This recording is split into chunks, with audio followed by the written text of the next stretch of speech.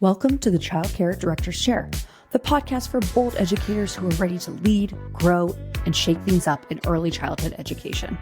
Whether you're a teacher eyeing that lead role, a lead stepping into leadership, or a center owner dreaming big, this is your space to grow with purpose and leave your mark. Hosted by heart-centered leadership coach Erica Sacoccio, each episode brings you real talk, actionable tools, and a contagious laugh or two, all designed to help you step into your next level with confidence. So pour your coffee, pop in those earbuds, and take your seat, because your leadership journey starts right now in the Child Care Director's Chair. Hey guys, thanks for tuning into our show today. I have a great one for you. Let me ask you this. Have you ever walked away from a conversation with a staff member or a parent thinking, that didn't land the way I meant it to? You had the right message, but somehow it caused friction instead of clarity? Or maybe you struggled with getting your team to follow through and wonder, is it them or is it how I'm communicating? If that sounds familiar, you're not alone. And more importantly, it doesn't mean you're a bad leader. In early childhood education, communication is your leadership currency. It's how you cast vision, you manage emotions, deliver feedback, build culture, and earn trust. And in today's episode of the Child Care Director's Chair podcast, I'm sharing 8 powerful communication principles that have helped me become a more grounded, respected, and effective leader. They've transformed how I run my center, how I support my team, and how I show up every single day. And I believe they can do the same for you. In case you didn't know, our episode is sponsored by Jackrabbit Care, your child care management software that is here to help directors just like you with more ease and clarity. So stay tuned to the end. We have a special link for you to get 3 free months of Jackrabbit Care once you sign up, plus access to our free ECE Trailblazer coaching program that is coming out this September in like 5 days. I've been talking about it for a month, maybe even longer. Okay, so let's talk about talking. Tone builds or breaks trust. It's not just what you say, but definitely how you say it. Your tone sets the emotional temperature of your center. Whether you're giving feedback, addressing a concern, or encouraging someone, your tone shapes how your words are received. There's that old saying that people won't remember every word you say, but they will definitely remember how you made them feel. I've seen directors rush through feedback with, a clipped tone or thinking efficiency was key. Maybe they didn't realize that it was closing hearts in the process. So let's think about this, right? Instead of saying, why isn't this room cleaned yet? Maybe you say something a little bit more along the lines of, hey team, I noticed the room isn't reset up yet. Do you need anything from me to help get this wrapped up? So record yourself giving a common directive and then listen to your tone and adjust it if you need to for warmth and clarity. Because, this is something that I hear a lot. They didn't close the room down right. You've got to be specific. Not everybody has the same level or idea of what cleaning a room is. And if they don't all have the same idea, guess whose fault that might be? You might not have a system in place, a checklist, communication. Maybe they weren't trained. You got to go back to find what's the root cause. I think when you are clear, it prevents chaos. So those clear expectations equal empowered staff. When expectations live in your head, but never made clear in a communication, you set your team up for, guess what? To miss the mark. Vagueness breeds frustration, and clarity sets everyone up to win. Here's what I've learned. Being clear does not mean being bossy. It means being kind. So what does it look like in action? Okay, instead of saying, make sure the classroom looks good, maybe you say, let's have the floors vacuumed, art supplies put away, and cubbies checked by 4:45. So we're ready for parent pickup. Do that tomorrow. Before you do the next directive, Ask, does this include the what, when, who, and how? Write it down. I'll wait. What you need, when you need it, who you need it, and how you need it. If you're not giving that kind of communication, you're setting your team up to fail. And timing is everything. Maybe the right message, but the wrong moment will equal the wrong result. Even helpful feedback will fall flat or cause harm if the timing is off. Like high stress moments, like transitions, or nap time, or arrival. Those are the worst times to give important feedback.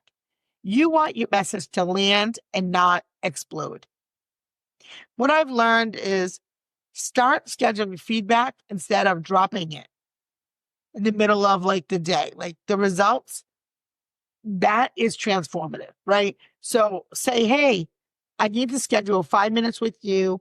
What time works best for you? Let them tell you. And then that's when you give them the feedback, not while they're in the middle of changing 14 diapers. And you know who you are, director. Might be snickering there going, oh, geez, that might be me. Look at your calendar, build in space for those intentional one-on-ones. And don't let feedback get lost in the shuffle, because that can happen too. Tomorrow is going to be the morning that you come in, there'll be 5 people who called out, right? Does that mean that you should put the feedback to the side? No. Does that mean that everything that you meant to do for the day should be put to the side? No. Prioritize. If it's really important, the thing that you need to talk to them about, then you make the 5 minutes. Word choices also shape culture. Your words build the emotional blueprint of your center. The language you use, intentional or unintentional, sets the tone for how people feel, how they respond, and how they relate. Now, think about these words. Words like always, never, or should create shame. I'll say it again. Stop using words like you always blank, or you never blank, or you should blank. That makes people feel bad.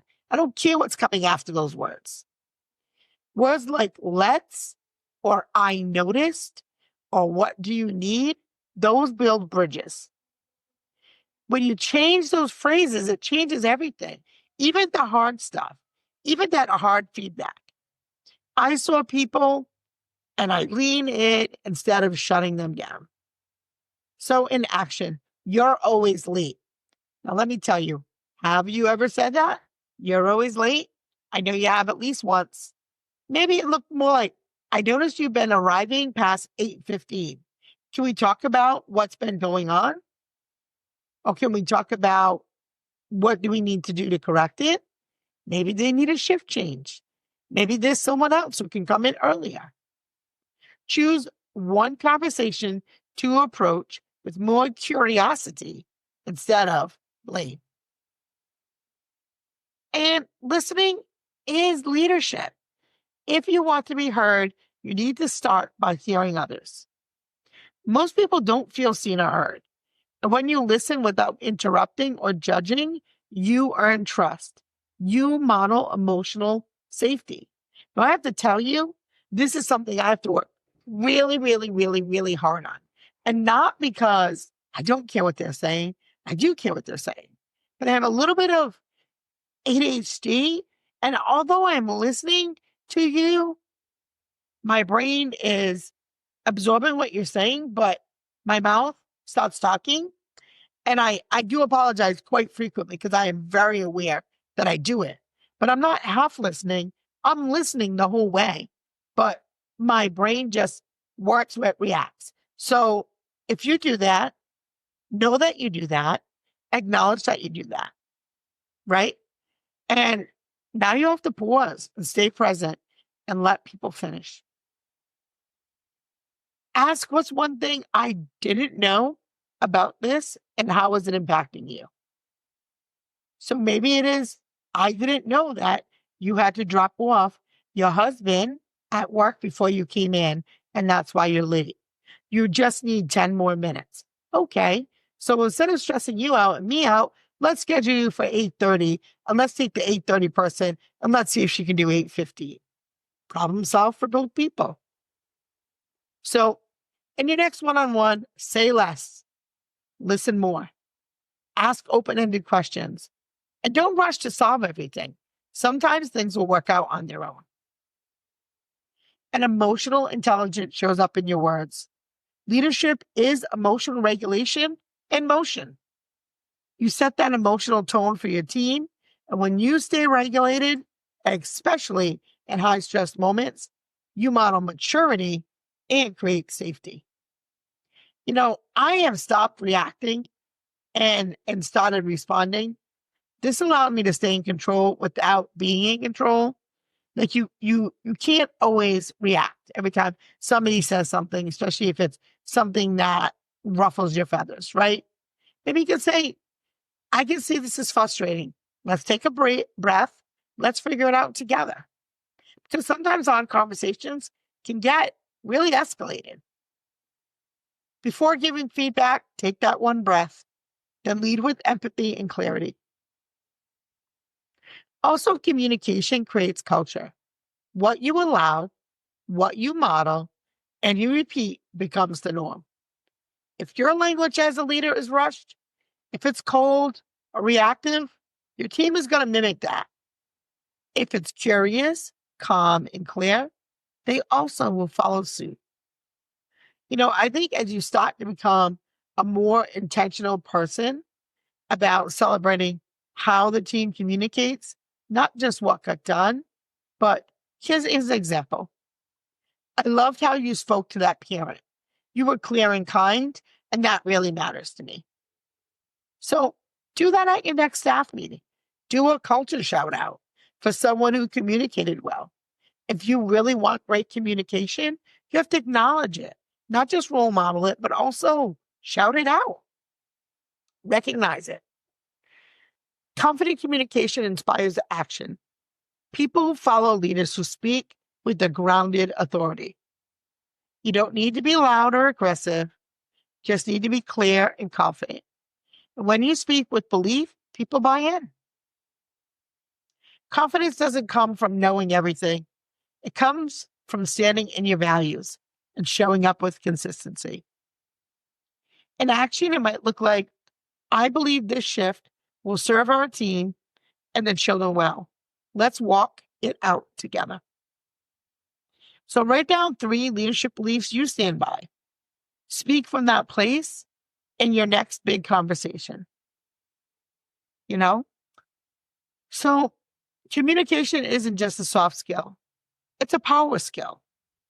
It's how you lead with influence instead of intimidation. It's how you earn buy-in instead of burnout. It's how you build a culture that people want to stay in, and something you can improve starting right now. So if you're ready to lead with more clarity, calm, and confidence, come join me this September in the ECE Trailblazer coaching program. You can join us for free. No strings attached. All you have to do is go to our website, www.childcaredirectorschair.com, go to the coaching section, click on monthly membership, put it in your cart, and then plug in the code, which is launch, all capital letters. We'll leave that in the show notes for you as well. And also, don't forget to grab your 3 free months of the trial over at Jackrabbit Care, our trusted sponsors. They really want to help you streamline your systems and help you show up as a leader that you're becoming. So you don't have to be perfect to be powerful, and you don't have to know every word to be a great communicator. You just have to be willing to grow. Every conversation is an opportunity to lead. So lead with your voice, your values, and your heart. Because great leaders don't just direct, they communicate with purpose. And when you do that, everything shifts. That's a wrap for this episode of the Child Care Director's Chair, where we believe leaders aren't born, they're grown. If something sparked for you today, share it, shout it out, or pass it along to the next bold changemaker in childcare. Don't forget to subscribe, leave a review, and stay connected with Erica Sakosio for more real talk leadership tools and a whole lot of inspiration. Until next time, lead with heart, grow with fire, and always remember, the chair is yours. Now own it.